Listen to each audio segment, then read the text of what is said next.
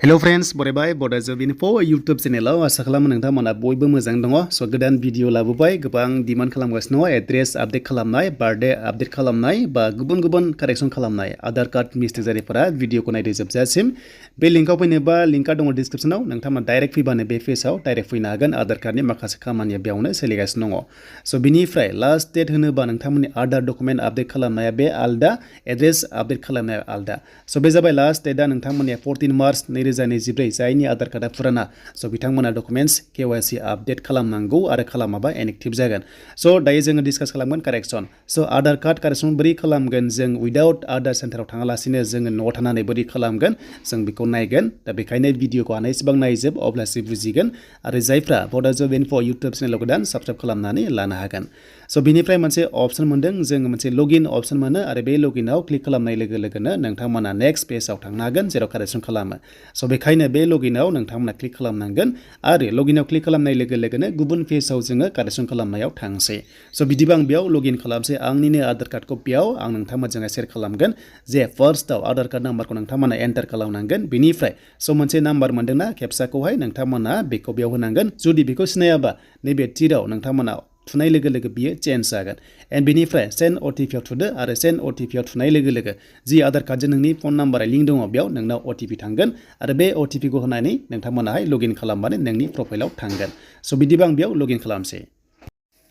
दायो आं बेयाव आंनिखौ लगइन खालामबाय आरो लगइन खालामनाय लोगो लोगो राइट साइड खनायाव नोंनि प्रफाइल थागोन बेयाव नोंथांमोना क्लिक खालामबा नोंनि आधार कार्डआ गासैबो श' जागोन स बेखायनो नोंथाङा ट्राइ खालामनो हागोन नायनो हागोन नोंनि आधार कार्डखौहाय स बिनिफ्राय नाम्बार 1 पइन्टआव मोनदों लास्ट डेटआ 14 मार्च जायनि आधार कार्डआ फुराना 9 इयार्स 10 इयार्स जाबाय बिथांमोना केवाईसी होनांगौ बेसो बे आलदा नाथाय जोंनि खामानिया जाबाय दिनैहाय कारेक्सन खालामनाय स कारेक्सन खालामनाया नोंथांमोना न'आव थानानै खालामनो हायो नाथाय पेमेन्ट दाननांगोन 50 रुपिस नोंथांमोना अनलाइन पेमेन्टखौ दाननांगोन स बिनिफ्राय बेंक आधार स्टेटास बा गुबुन लक आनलक आधार कार्ड दङ बेखौहाय नेक्स्टआव भिडिअ फैगोन बिनि सायाव नाथाय जोंनि खामानिया जाहैबाय जोंहा मा खालामगोन कारेक्सन खालामगोन मिस्टेक जानायखौ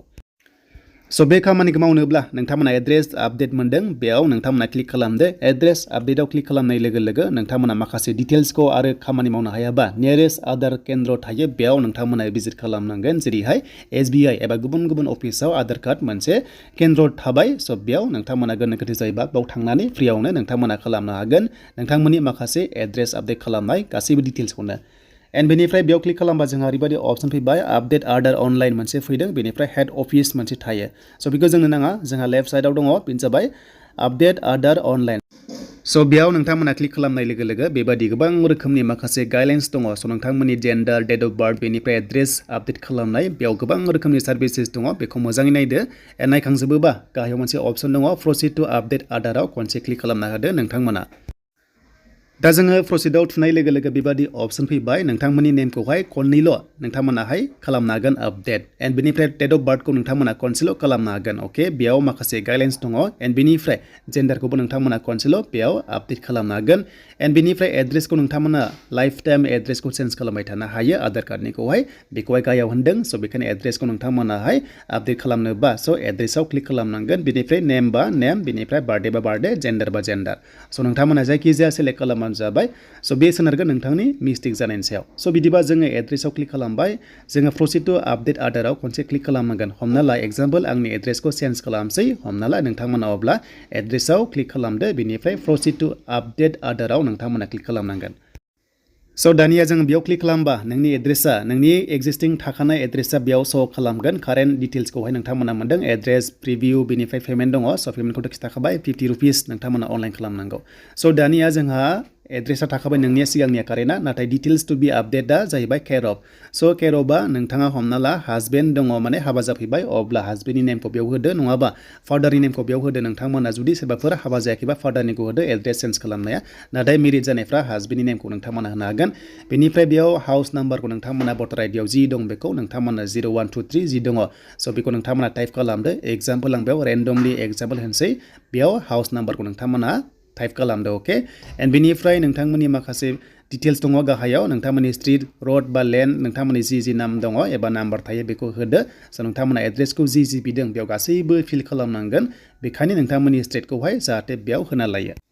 So बेनिफ्राय आरोबाव लकेलिटी एबा एरिया नोंथांमोननि लेन्डमार्क एबा पिन नाम्बार स्टेट नोंथांमोननि डिस्ट्रिक्ट गासैबो बेयाव नोंथांमोना सेलेक्ट खालामदो गामिखौबो नोंथांमोना लिरदो जेरावनोखि नोंथाङा गोदानै फैदों बिनि गामिखौ होदो बेनिफ्राय स' आपल'ड डकुमेन्ट्स नोंथांमोना मोनसे सापर्टिं डकुमेन्ट्स होनांगौ जायो जेरै आधार कार्ड आपडेट खालामनो होनांदोंमोन माने प्रुफ हिसाबै बेखौ होनांगौ स' बेखायनो मेनुवेलि नोंथांमोना हरनांगोन मेनुवेल अपसनाव होबानो जाबाय डिजिलकाराव नोंथांमोना होनाङा स' बेनिफ्राय जोङो सेलेक्ट भेलिड जोङो माखासे डकुमेन्ट्स सापर्टिंआ जोंहा बेंक एकाउन्टखौ होनो हागोन नोंथांमोननि एन्ड बेनिफ्राय नोंथांमोननि माखासे गोबां रोखोमनि इलेक्ट्रिसिटि बिलबो दङ बा गेस कानेक्सन बिल बेखौबो होनो हागोन गभर्नमेन्ट भटार आइडि बा गुबुन गुबुन डमिसाइल बेखौबो होनो हागोन जेबो नङा एन्ड बेनिफ्राय एसटि सार्टिफिकेट कास्ट सार्टिफिकेटआ बेखौबो होनो हागोन नोंथांमोना बेनिफ्राय नोंथांमोननि माखासे मेरिज सार्टिफिकेट कर्ट मेरिज जानायबो दङ बेखौ नोंथांमोना जुदि हाबा जानायफ्रा दङबा नोंथांमोना होनो हागोन रेशन कार्डबो होनो हागोन स' बेखौ नोंथांमोना जायखिजाया बेयाव सेलेक्ट खालामदो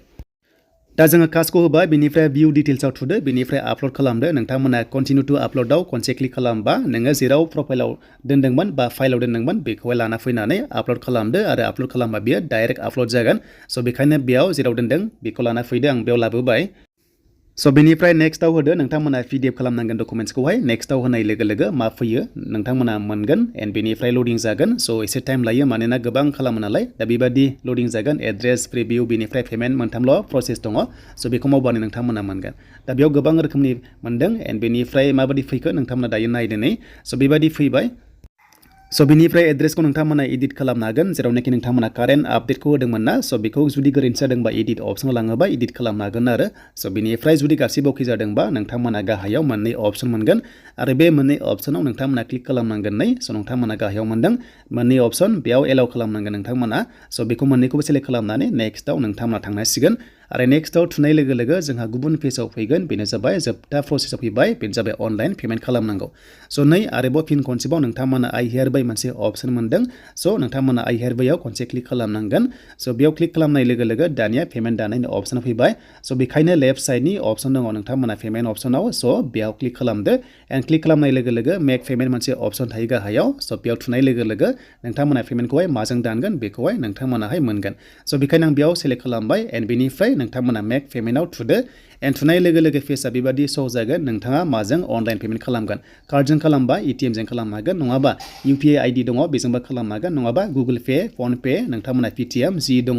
स' बेजों नोंथांमोना दाननो हागोन जास्ट एग्जाम्पल आं बेयाव फन पेआव थुगोन एन्ड बेयाव थुनाय लोगो लोगो नोंथांमोननि फन पेजोंहाय पेमेन्टखौ दाननो हागोन 50 रुपिस पे खालामबानो नोंथांमोना साक्सेसफुलि बियो साबमिट जागोन आरो नोंथांमोना बेखौहाय केन्सेलबो खालामनो हागोन आं केन्सेल खालामबाय बेनिफ्राय जुदि कार्डजों दानोबा नोंथांमोना कार्डजों दाननो हागोन स' बेबायदि आरो नोंथांमोना पेमेन्टखौ दाननांगौ जायो 50 रुपिस आरो बे पेमेन्टआ साक्सेस जानाय लोगो लोगोनो स' नोंथांमोननि आधार कार्डनि एड्रेसा एक्सेप्ट जायोबा स' नोंथांमोना गोदान आधार कार्ड डाउनलड खालामनानैहाय स' नोंथांमोनाहाय लानो हागोन स' बिनिफ्राय एड्रेस लोगोसे डेट अफ बार्थ नाम नोंथांमोना जि मिस्टेक जादोंमोन सेम प्रसेसआव फैनानै नोंथांमोना खालामनो हागोन दा बेनोमोन आधार कार्डनि माखासे कारेक्सन खालामनाय भिडिअ